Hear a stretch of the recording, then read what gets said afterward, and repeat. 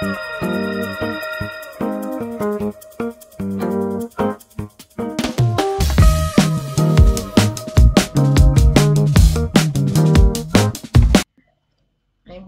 এখানটায় যে কারণে হলো, আমরা দেখবে ইন্টিজার নেওয়ার পর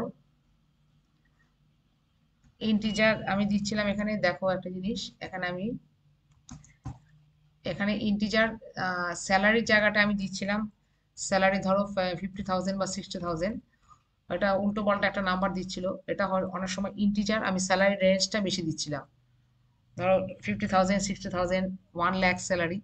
যখন তোমার ইন্টিজার ভ্যালুটা বেশি হবে তখন ইন্টিজার মানে অলওয়েজ 2 বাইট, লং নিলে 8 বাইটস, তোমার মানে range of your value will be increased. মানে আমি যদি ইন্টিজারের জায়গায় লং নিই, লং ইন্ট, লং মানে লং মানে ইন্টিজার ডাবল লং, লং মানে অলওয়েজ হচ্ছে গিয়ে তখন যখন তুমি বড় ইন্টিজার নাম্বার তুমি যখন ইনপুট করবে। ধরো 2 ডিজিটসের ইন্টিজার নাম্বার, 3 ডিজিটসের, ঠিক আছে, আমি এখানে 5 ডিজিটস, 6 ডিজিটস বা 4 ডিজিটস, 5 ডিজিট 5 ডিজিটসের নিচ্ছি, তখন যেখানে ইন্টিজার নাম্বারটা বড় সেখানে সেক্ষেত্রে লং নেবে বা ডাবল নেবে বা লং নেবে, ঠিক আছে। সেই ক্ষেত্রে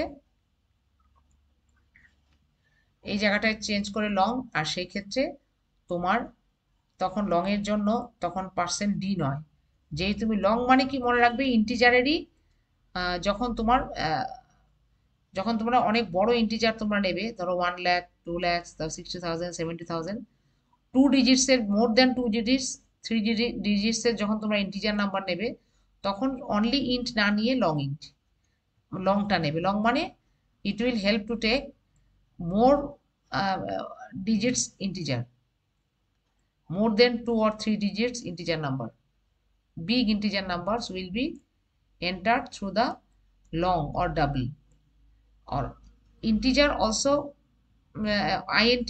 int means generally small digits integer number. It is used for generally for small digits integer number, suppose 2 or 3 digits. Okay, for more than 2 or 3 digits integer, better you take double or long, like this. লংটা নিলে তোমার বড় ডিজিটসের integer number নিলেই তখন গন্ডগোল হবে না। Long মানে ইন্টিজারই, কিন্তু যখন তোমার ইন্টিজার নাম্বারটা একটু বিগ ইন্টিজার নাম্বার নিচ্ছে তখন ওটা বিগ ইন্টিজার নাম্বার শো করাতে হেল্প করবে। আর লং মানে LD, not percent D, percent LD. Long মানে এই যে percent LD, LD, L for long, D মানে ইন্টিজার, লং ইন্টিজার আর কি, লং ইন্ট, এলডি। আর অনলি ইন্টিজার মানে অনলি ডি, পার্সেন্ট ডি। আর যেহেতু আমি লং নিয়েছি, লং মানে যখনই লং নেবে ইন্টিজারের হাইয়েস্ট ভার্সন লং, তখন এলডি, ঠিক আছে। এবার দেখো আমি রান করাচ্ছি, enter number, employee number enter করলাম, ফার্স্ট এমপ্লয়ির এমপ্লয়ি নাম্বার দিলাম, ফার্স্ট এমপ্লয়ির নাম দিলাম সাপোজ রাম, ফার্স্ট এমপ্লয়ির স্যালারি দিচ্ছি ধরো suppose 2 lakhs, 5 digits number, big number integer number I am taking because I have given the data type long for big data type, big integer number, 2 lakhs 250, that means 2 lakhs salary. First data entry complete for first employee. Now for next employee, employee number 2, next employee name is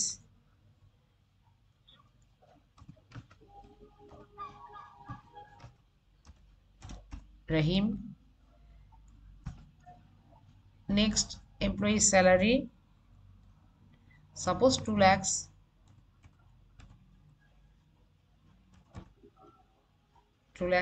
enter।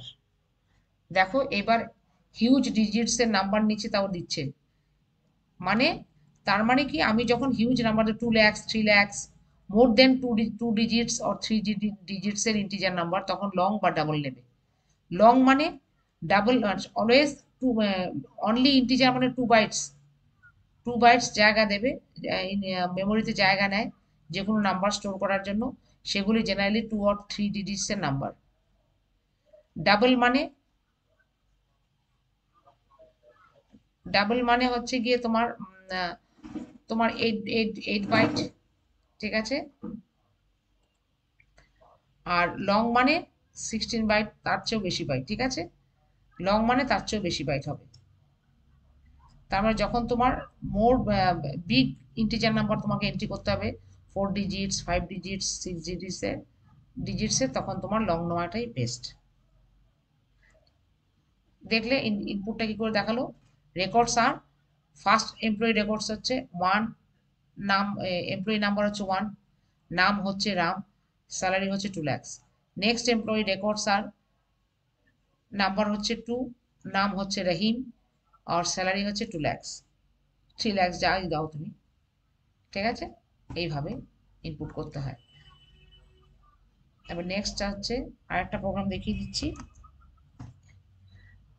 তাহলে এটা দেখলে array of structure কি করে নিতে হয়, আর আরেকটা এবার দেখাবে অ্যারে উইদিন স্ট্রাকচার কি করে করতে হয়। এটা ওটা ছিল more than one employee, that's why I will have to take more than one memory variables, structure variables. For that purpose I using array। আর এখানে হচ্ছে একটা সিঙ্গেল স্ট্রাকচারের ভেতরেই একটা অ্যারে, যেমন মার্কস, ওটা ছিল more than one structure, more than one student, more than one variable. আর এখানে হচ্ছে একটা single variable, not more than one variable নিচ্ছি, একটা সিঙ্গেল স্ট্রাকচার, একটা সিঙ্গেল স্টুডেন্টের জন্য স্ট্রাকচারটা ডিক্লেয়ার করছি। Structure is structure, you can use for 1 student or 2 student or 1000 students, but structure declaration is same for each and every student. The structure member will be like this: name, roll number, marks. Marks of what? Not a single marks, marks means 5 marks, that means একটা student 5টা marks পেয়েছে, 5টা সাবজেক্টে 5টা marks পেয়েছে। তাহলে float marks, float নিয়েছি কেন, কেউ হয়তো 60 আউট অফ 100 60.5 পেয়েছে, তাহলে 60.5, এই জন্য ফ্লোট নিয়েছি। তুমি ইন্টিজারও নিতে পারো, কোনো অসুবিধা নেই। তাহলে একটা মার্কস নয়, 5 marks, that means it is a array of marks. তার মানে 5টা সেলের একটা অ্যারে ডিক্লেয়ার করছি মার্কস বলে, তার প্রতিটা সেলে এক একটা নাম্বার সাবজেক্টের থাকবে। তাহলে আমার হলো কি না, স্ট্রাকচারের মধ্যে একটা array.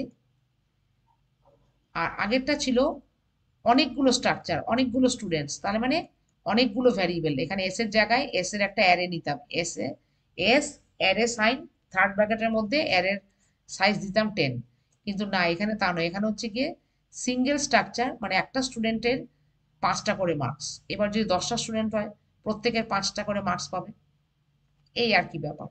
This is like that, মানে array within structure, this is within structure. Array means marks, 5 মার্কসের একটা অ্যারে ডিক্লেয়ার করলাম, this is called array within structure. Within means স্ট্রাকচারের মধ্যে, inside the structure. Float marks মানে 5টা মার্কস নিলাম। যদি এর আগে আমি যদি এরকম নিতাম সিঙ্গেল মার্কস, সিঙ্গেল মার্ক, তাহলে একটা সাবজেক্টের মার্ক বোঝাতো, তখন সেটা কিন্তু অ্যারে নয়। আমি যখন একটা স্টুডেন্ট 5টা সাবজেক্টে 5টা মার্কস পেয়েছে, মানে 500 অল টোটাল, 5টা মার্কস নিতে গেলে আমাকে একটা অ্যারে নিতে হবে, একটা মার্কস বলে একটা অ্যারে নিতে হবে। অ্যারের প্রত্যেকটা সেল মানে প্রত্যেকটা মার্কস আমি স্টোর করে রাখবো একটা স্টুডেন্টের, সেই জন্য আমি 5 মার্কসের জন্য একটা অ্যারে ডিক্লেয়ার করলাম, মার্কস বলে অ্যারেটার নেম ডিক্লেয়ার করলাম। আর 5 মানে তার 5টা সাবজেক্ট, 10টা হলে 10টা, 9টা হলে 9টা, তুমি যা হবে এক একটা সেল। এটা হচ্ছে গিয়ে array size, array size 5 means array number of cells হচ্ছে 5, that means number of marks হচ্ছে 5। 5টা মার্কসের 5টা নাম্বার তুমি 5টা সেলে অ্যারে স্টোর করবে, প্রত্যেকটা স্টুডেন্টের 5টা করে মার্কস পেয়েছে, এই হচ্ছে মানে।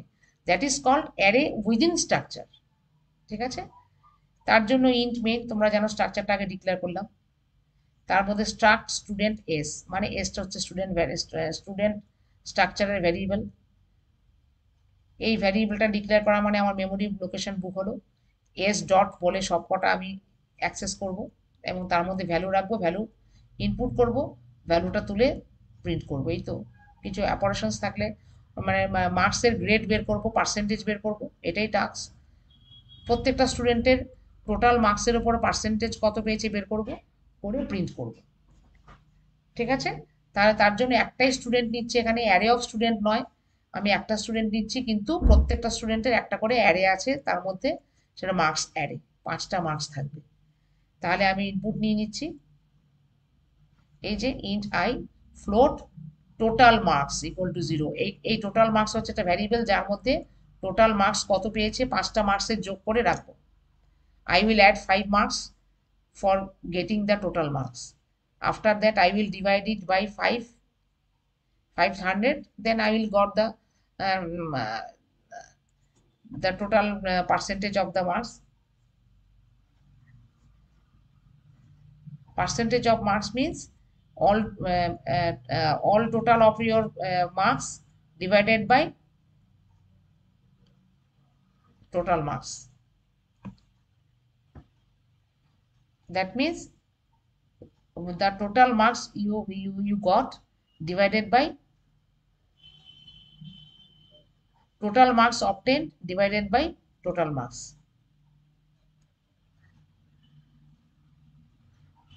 ঠিক আছে, তাহলে টোটাল মার্কস হচ্ছে গিয়ে তোমার total marks obtain, marks total এভাবে লিখবো না, একটু বড় টোট মার্কস, টি মার্কস অবটেন্ড মানে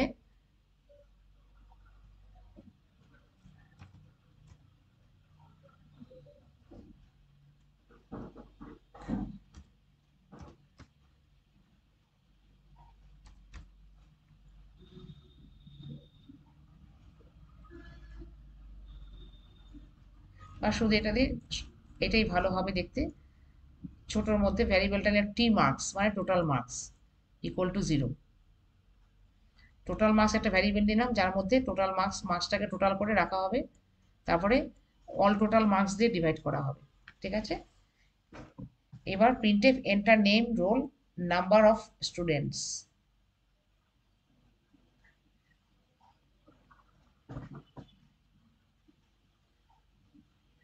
এবার আমি তোমরা এন্টার নেম, এই যে S dot name percentage name, স্টুডেন্টের নেমটা এন্ট্রি করলাম, পার্সেন্ট ডি দিয়ে স্টুডেন্টের এই যে অ্যাম্পারসেন্ট সাইন দিয়ে স্টুডেন্টের রোল নাম্বার এন্ট্রি করলাম। ঠিক আছে, এই রোল নাম্বার আর নামটা এন্ট্রি করলাম। এবার লাস্টে দেখো printf enter marks obtained in 5 different subject. কি মার্কস, কি মার্কস পেয়েছে, মার্কসটাকে এন্ট্রি করলাম, প্রিন্টএফ এন্টার মার্কস, একটা ফর লুপ চালালাম, 5টা মার্কস এন্ট্রি করতে হবে, তো 0 থেকে <5 মানে 5 টাইমস লুপটা চলবে, আর 5 টাইমস স্ক্যানএফ দিয়ে প্রত্যেকটা মার্কস 5টা মার্কস এন্ট্রি করব, আর অল টোটাল করে আমি টি টি মার্কসের মধ্যে রাখবো। টোটাল মার্কস আমি একটা ভ্যারিয়েবল ডিক্লেয়ার করেছি, টি মার্কসের মধ্যে রাখবো।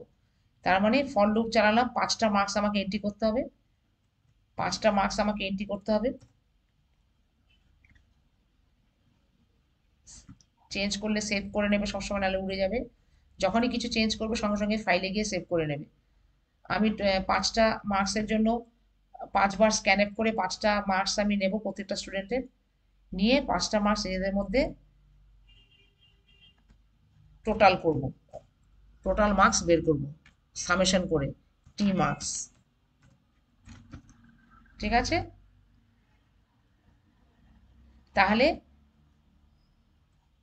i equal to 0, S dot marks I মানে এস ডট মার্কস অ্যারের আই ফার্স্ট সেল, তার মধ্যে স্ক্যান করে একটা নাম্বার এন্ট্রি করে রাখবো। তারপরে নাম্বারটাকে এখানে এই নাম্বারটা টোটাল মার্কসের সঙ্গে যোগ করব। টোটাল মার্কসের স্টার্টিং ভ্যালু কত, 0, একেবারে এই যে টোটাল মার্কসের স্টার্টিং ভ্যালু হচ্ছে 0। তার মানে অ্যারেতে একটা অ্যারের ফার্স্ট সেলে একটা মার্কস আমি এন্ট্রি করলাম, করে সেই মার্কসটাকে এনে 0 প্লাস মার্কসটা যোগ করে টোটাল মার্কসের মধ্যে রাখলাম। আবার লুপ আই প্লাস প্লাস হলো, মানে 0 থেকে 1 হলো। আবার মার্কসের এখানে আই এর ভ্যালু 1 হলো, মার্কস 1 মানে নেক্সট সেল, সেই নেক্সট সেলে আর একটা মার্কস এন্ট্রি করলাম, করে সেই মার্কসটা আবার আগের মার্কসের সঙ্গে একসঙ্গে যোগ করে এখানেও সেই আই এর ভ্যালু 1 হবে, সেই সেলের মার্কসটা আগের মার্কসের সঙ্গে যোগ করে এই মার্কসের মধ্যে রাখা হলো ফ্রেশ। আবার আই এর ভ্যালু বাড়বে, বেড়ে আই এর ভ্যালু 2 হবে, নেক্সট সেল মার্কস 2 এর ঘরে সেলে আরেকটা মার্কস এন্ট্রি হবে, হয়ে আবার আগের মার্কসের সঙ্গে অ্যাড হবে, অ্যাডিশন হবে, হয়ে এরকম 5বার মার্কসটা 5টা মার্কস এন্ট্রি হবে, হয়ে পুরো মার্কসের টোটাল হয়ে টি মার্কসের মধ্যে রাখা থাকবে। সাপোজ কেউ 80 প্লাস 90 প্লাস 70 প্লাস 60 এরকম করে 5টা মার্কস একেবারে অ্যাড হয়ে টোটাল মার্কসটা এখানে এন্ট্রি হবে আর অ্যাড হবে, এন্ট্রি হবে আর আগের নাম্বারের সঙ্গে টোটাল অ্যাড হবে, হয়ে ফাইনাল অ্যাডিশন টোটাল মার্কসটা টি মার্কসের মধ্যে রাখা থাকবে। ঠিক আছে, করে লুপটা শেষ হবে এরকম 5। তার মানে this loop is used for taking 5 marks and and for getting the total marks obtained by summation of all the marks। তার মানে একটা করে অ্যারেতে এন্ট্রি করব, আই মানে অ্যারে সেল ডিনোট করছে, I0 মানে ফার্স্ট সেল, I1 মানে সেকেন্ড সেল, I2 মানে থার্ড সেল, I3 মানে ফোর্থ সেল, I4 মানে ফিফথ সেল, I4 অবধি যাবে, লেস দেন 5 মানে 4 অবধি। তাহলে এরকম করে করে 5টা মার্কস এখানে এন্ট্রি করব, করে অ্যারেতে রাখবো, আর 5টা মার্কসের যোগ করে রেজাল্টটা এখানে রাখবো। তাহলে আমি টোটাল মার্কসের মধ্যে আমি মার্কস পেয়ে গেলাম, অবটেন টোটাল মার্কস পেয়ে গেলাম। এইবার টোটাল মার্কসটাকে 5 দিয়ে ডিভাইড করব, কারণ কটা মার্ক কটা সাবজেক্ট 5, নাম্বার অফ সাবজেক্টস দিয়ে ডিভাইড করব। টি মার্কসকে, টি মার্কসটা হচ্ছে আসল আমার, টি মার্কসকে 5 দিয়ে, 5টা মার্কস মানে 5টা সাবজেক্টস দিয়ে ডিভাইড করলে আমি পার্সেন্টেজ পেয়ে যাব। পি এর মধ্যে রাখা হলো পার্সেন্টেজটা, student records and percentage is name percentage,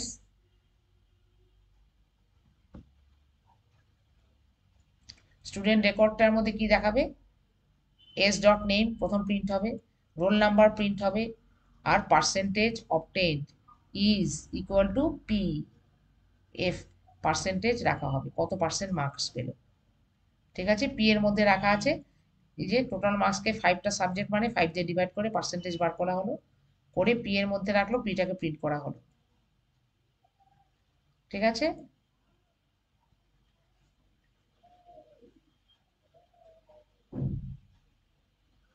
compile করছি, 0 দেখলে অ্যারে উইদিন স্ট্রাকচার কিভাবে হয়। মার্কসের 5টা মার্কসের অ্যারে নিলাম, সেটাকে ইনপুট করে কি করে দেখালাম, অ্যাডিশন করে এবং পার্সেন্টেজ বের করে দেখাচ্ছি। রান করছি, এবার দেখো এন্টার নেম, ফার্স্টে কি করব আমি, একটা স্টুডেন্টের নেম, রোল নাম্বার আর 5 মার্কস এইগুলো এন্ট্রি করতে হবে। ফার্স্ট নেম দিয়ে দিলাম সাপোজ রাম, ঠিক আছে, রোল নাম্বার দিয়ে দিলাম suppose 10, enter marks obtained in 5 different subjects, enter marks. এবার 5টা মার্কস আমি এন্টার করব, ধরো 50, একটা একটা সাবজেক্টে পেয়েছে 50, আরেকটা সাবজেক্টে পেয়েছে ধরো 70, আরেকটা সাবজেক্টে 80, আরেকটা সাবজেক্টে 90। তাহলে কটা সাবজেক্ট হলো, একটা দুটো তিনটে চারটে, আরেকটা সাবজেক্টে পেয়েছে ধরো 60, হয়ে গেল। এবার এগুলির অ্যাডিশন করবে প্রত্যেকটা,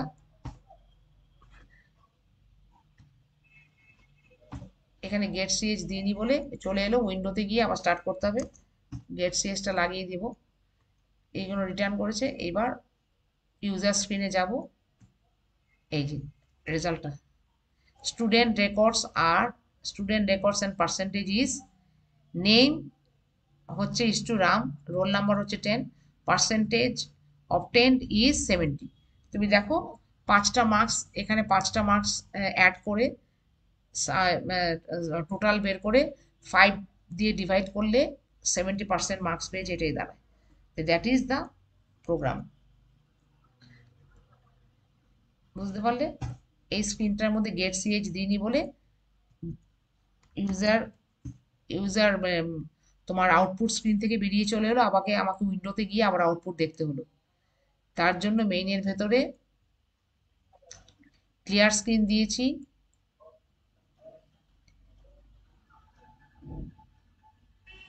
লাস্টে রিটার্ন দিয়েছি, কিন্তু গেট সিএস দেওয়া হয়নি। এই জন্য গেট সিএস দেওয়া হয়নি বলে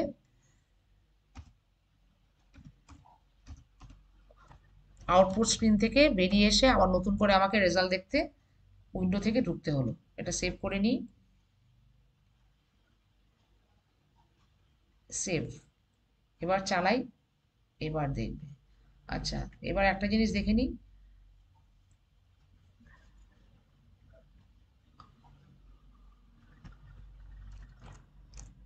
student record and percentage.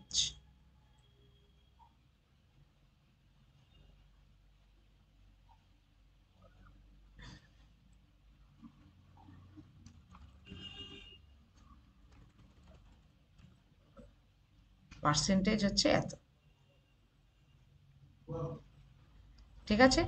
Student records and percentage বলে স্টুডেন্টের নেম, রোল নাম্বার আর পার্সেন্টেজ দেখিয়ে দেবে, ঠিক আছে। রান করছি,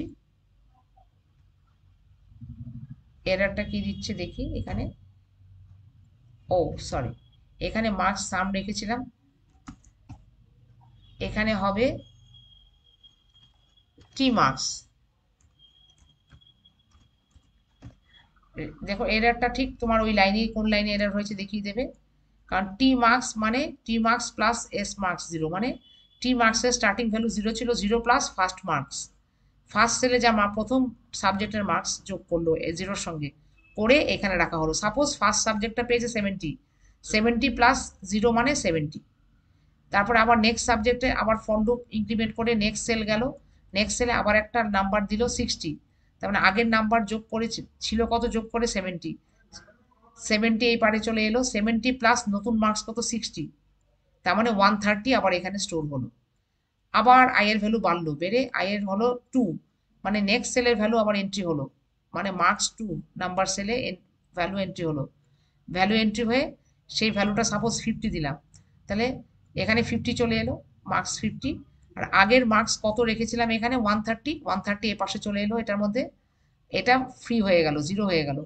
ওই 130টা এখানে চলে এলো, 130 প্লাস নিউ মার্কস কত এন্ট্রি করেছি 50, 130 আর 50 হচ্ছে 180, 180 আবার এখানে স্টোর হলো, পরে আবার বাড়লো, আবার নেক্সট মার্কস এখানে ঢোকালাম, আবার এখানে নেক্সট মার্কসটা চলে এলো, সাপোজ ধরো আবার 70, তাহলে আবার এখানে 180টা এখানে চলে এলো, এটা ফ্রি হয়ে গেল, ফাঁকা হয়ে গেল। এই 180 প্লাস নিউ মার্কস যোগ হলো, হয়ে আবার রাখলো, এরকম করে করে আপ টু 5 মার্কস অব্দি যাবে, টোটাল করবে, করে এখানে রাখা হবে। তারপরে বাইরে বেরিয়ে এসে 5 মার্কস যে এন্ট্রি হয়ে গেল, সাব টোটাল হয়ে গেল, এখানে বাইরে এসে টি মার্কস এখানে টোটাল করে পার্সেন্টেজটা বের করে এখানে প্রিন্ট করে দিল।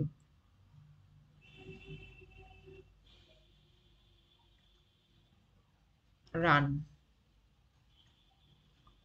Enter name and roll number of students.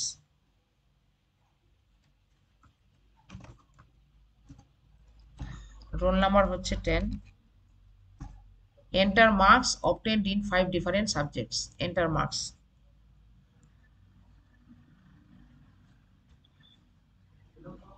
এখানে এন্টার মার্কসের জায়গায় তোমরা লিখতে পারো enter first marks, enter first marks, enter second marks, enter third marks, এটাও করতে পারো।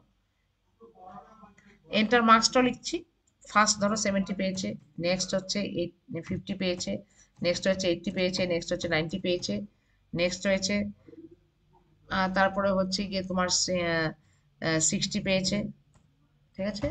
দেখো, student records and percentage, name Ram, roll number 10, percentage 70, ঠিক আছে। That is the program. তাহলে তোমরা মোটামুটি you have you have got the idea how a structure program is written and how we can write array of structure or structure array within structure. So here is an idea about how to write a structure program. Okay, so these three programs will give you a idea how to write structure program. Okay, আমি এবার programme থেকে বেরোচ্ছি। I will close the software।